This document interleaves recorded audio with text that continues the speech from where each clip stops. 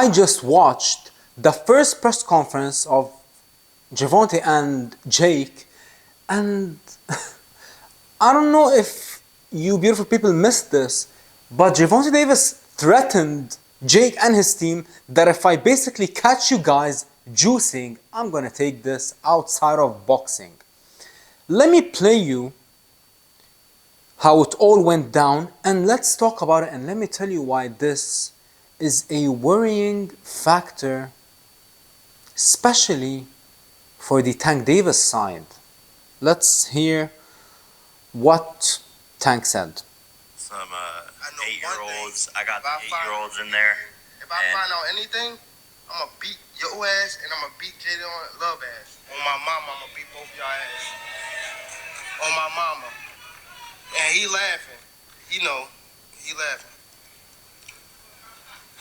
What are you talking about? What does he have to do with this? Let anything, you know what I'm talking about. Let anything. Nah, I don't have to say it right now. Don't worry about it. I don't got to say it up here. Let anything happen. And I'm going to show you and him that. Okay.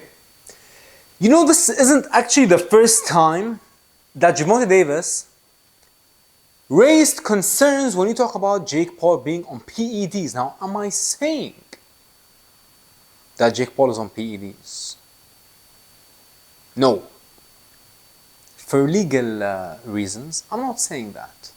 And we will never really know, but I'm not gonna lie, I did have my suspicions when Jake Paul was climbing through the, you can't really say ranks, but climbing through the sport.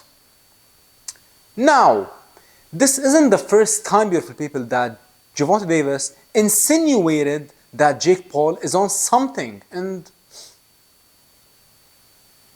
I can't really blame the man. I can't blame him, but it won't matter. Let me tell you why.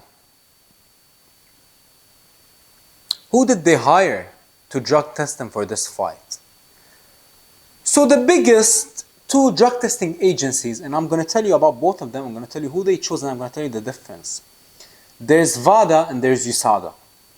They chose USADA even though VADA is cheaper, and VADA, they test for more substances than USADA. But let me tell you why they chose USADA. If you go back to the UFC back in July 2015, when they teamed up with USADA and Jeff Nowitzki,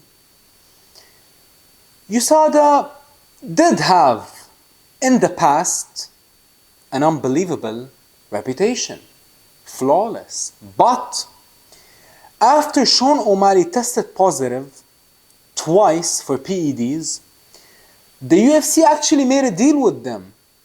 And ever since O'Malley tested positive, before O'Malley tested positive, USADA used to immediately break the news whenever someone tests positive. But after the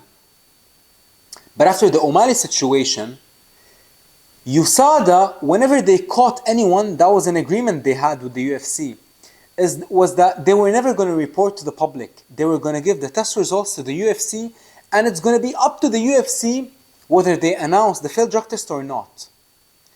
And if you actually think about it, Jeff Nowitzki's office was next to Dana White's office. So that alone should tell you everything, beautiful people. You know, if you know, you know. So when Jake Paul hires USADA for this fight, I'm not shocked, I'm not surprised.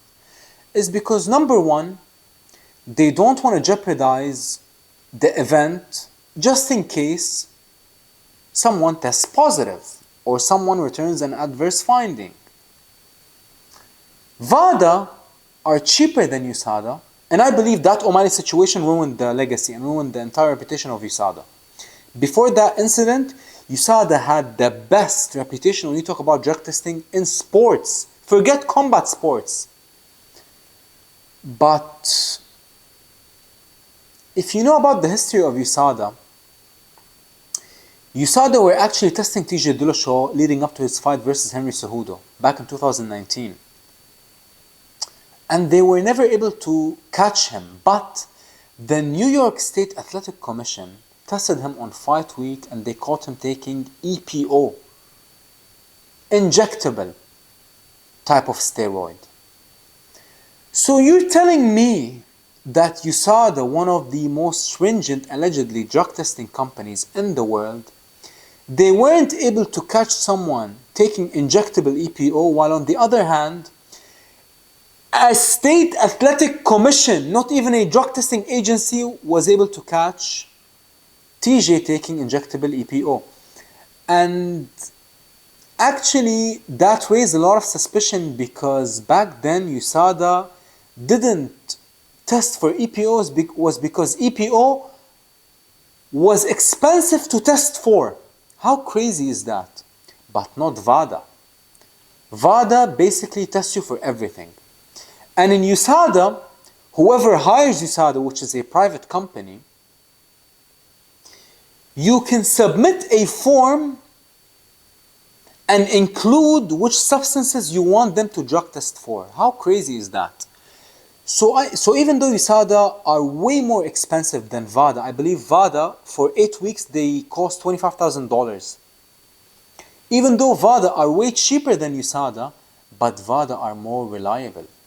Let me tell you. And even though you might hear someone say, oh, what about snack Vituconde? Forget all that crap. That doesn't mean anything. That's just gossip and rumors and wishful thinking. But let's talk facts.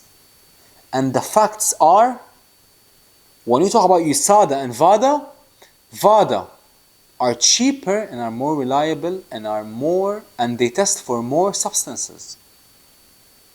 But USADA, ever since the 2018 situation with Sean O'Malley, it's up in the air, beautiful people. You know, you can't really accuse them of incompetence and corruption, but look at their history and you can make your own assumption, beautiful people.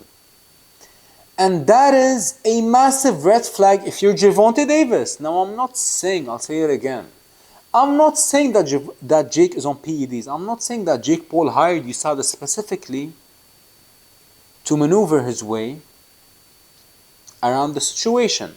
But you can look at the facts and you can read about both companies' histories and you can put the pieces together and make your own assumption. But I've said this once and I'll say it again. Dear Gervonta Davis, if you play stupid games, you'll win stupid prizes. And this is what happened with my beautiful brother Devin Haney. This is what happened with him when he fought Ryan Garcia. He was like, you know what, let me get this easy lick. Let me get this guy, this influencer guy, this Instagram boxer who never won a world title, who got all the fans around him, who got all the money around him. I want some of that. I want a piece of that. And what happened? He played stupid games and won stupid prizes.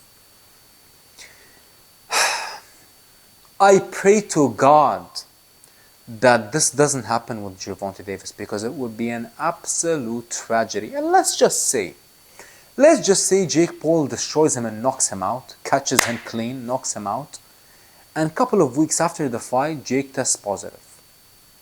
The damage is already done. No matter what happens, what the public might think, what happens, this, that, the other, whatever, the damage is already done. We all saw it in 4K on Netflix and it's up for replay. Forever.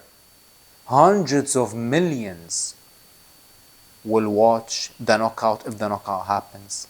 And let me tell you this, if Jake Paul knocks out Tank, even if he tests positive after the fights, 99% of the people who watch this fight will be casuals. Casuals won't care about someone testing positive. Casuals won't care about someone cheating. You know what casuals will care about? A YouTuber knocking out a boxer and a world champion, a current world champion. Gervonta Davis isn't a former world champion. Gervonta Davis isn't 45 years old. Gervonta Davis isn't 56 years old like Mike Tyson. Gervonta Davis is a 30-year-old undefeated world champion.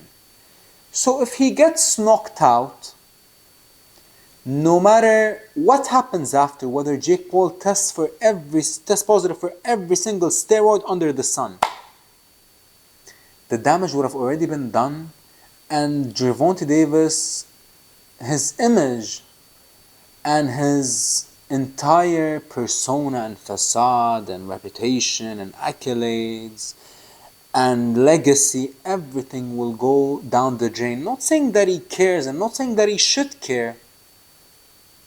Oh yeah, but it's gonna happen.